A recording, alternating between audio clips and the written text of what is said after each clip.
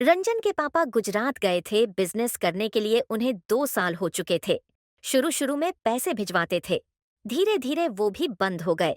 फिर फोन भी आने बंद हो गए। आज सरिता ने फोन किया तो उन्होंने कहा, मेरा तुम दोनों से कोई मतलब नहीं है। मैंने यहीं रहने का फैसला किया है। मैं अब कभी वापस नहीं आऊंगा और आज के बाद इस नंबर पर कभी फोन मत करना। यह कहकर उन्होंने फोन काट दिया।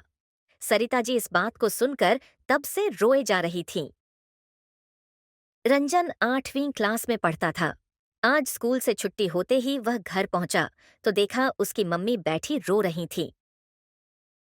मम्मी क्या बात है, आप क्यों रो रही हो? आप चिंता मत करो, मैं कल से कोई काम ढूंढ लेता हूँ। हम अकेले रह लेंगे, हमें किसी की जरूरत नहीं है।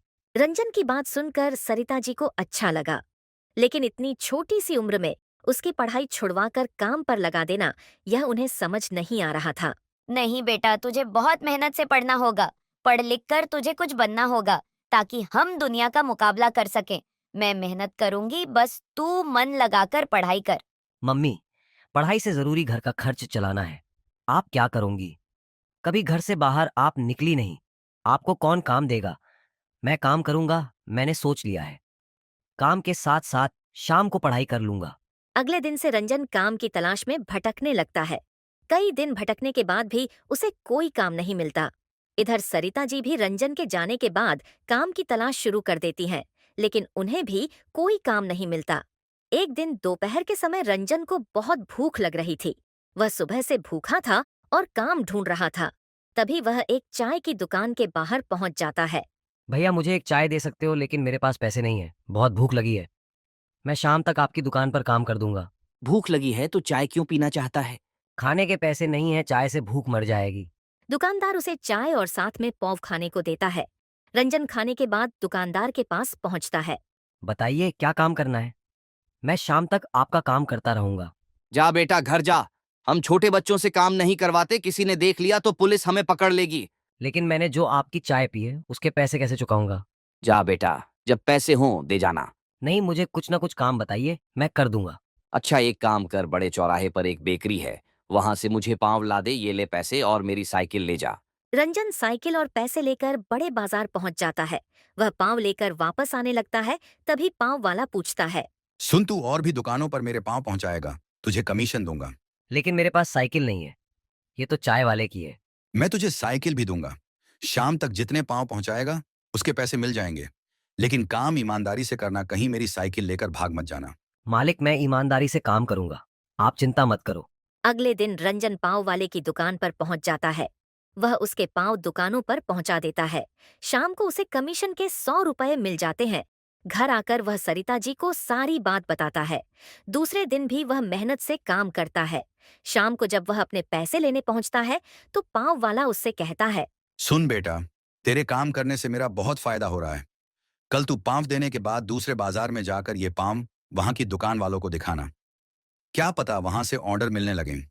इससे मेरी भी कमाई होगी और तेरी भी। रंजन ऐसा ही करता है। धीरे धीरे उसका काम बढ़ने लगता है। इधर सरिता जी को भी एक घर में खाना बनाने का काम मिल जाता है। दोनों माँ बेटे मेहनत से काम करने लगते हैं। इसी तरह समय बीत जाता है। 8 साल बाद रंजन बहुत पैसा कमाने लगता है। उसने पैसे जोड़कर अपनी पाँव की दुकान खोल ली थी। रंजन ने अपनी माँ का काम छुड़वा दिया था। कुछ समय बाद पूरा परिवार खुशी से रह रहा था। एक दिन किसी ने कुंडा खटखटाया। सरिता ने दरवाजा खोला तो देखा सामने उसके पति योगेंद्र जी खड़े थे। सरिता उन्हें पहले तो पहचान नहीं पाई। पुराने से कपड़े पहने, दाढ़ी बड़ी हुई थी, बहुत कमजोर लग रहे थे। अब आप क्यों आए हो? मुझे माफ कर दो। मैंने वहां बहुत पैसा कमाया, फिर मैंने वहीं शादी कर ली। उसके बाद सब कुछ अच्छा चल रहा था। लेकिन एक दिन मैं बीमार पड़ गया। मेरी पत्नी सारा पैसा और जेवर लेकर चली गई। मैं अकेला बीमारी से लड़ता रहा। मेरी हालत ऐसी हो गई, अब न मेरे पास घर है, न खाने को रोटी, न पहनने को कपड़े। मैंने तुम लोगों के साथ बहुत बुरा किया, लेकिन अब मैं कहाँ जाऊं, मुझे कुछ समझ नहीं आ रहा था।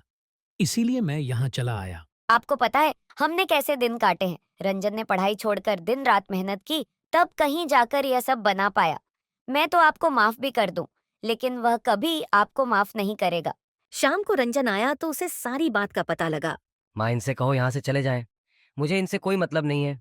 सरिता जी बैठी रो रही थी। उन्हें रोता देख रंजन ने कहा, मम्मी, मैं आपको रोते नहीं देख सकता। ये बाहर वाले कमरे में रह सकते हैं, लेकिन हम लोगों से कोई मतलब नहीं होगा। आप इनका खाना वहीं पहुंचा देना। योगेंद्र जी को बाहर के कमरे में ठहरा दिया जाता है, लेकिन घर का कोई सदस्य उनसे बात नहीं करता था। सरिता उन्हें खाना दे आती थी। योगेंद्र जी अपने किए पर पछता रहे थे। इधर रंजन ने उनसे सब रिश्ते तोड़ दिए थे। सरिता जी चाहकर भी अपने पति की मदद नहीं कर सकती थी, क्योंकि उन्हें अपने बेटे के कष्ट नजर आते थे। एक दिन योगेंद्र जी रात को सोए तो सुबह उठे नहीं।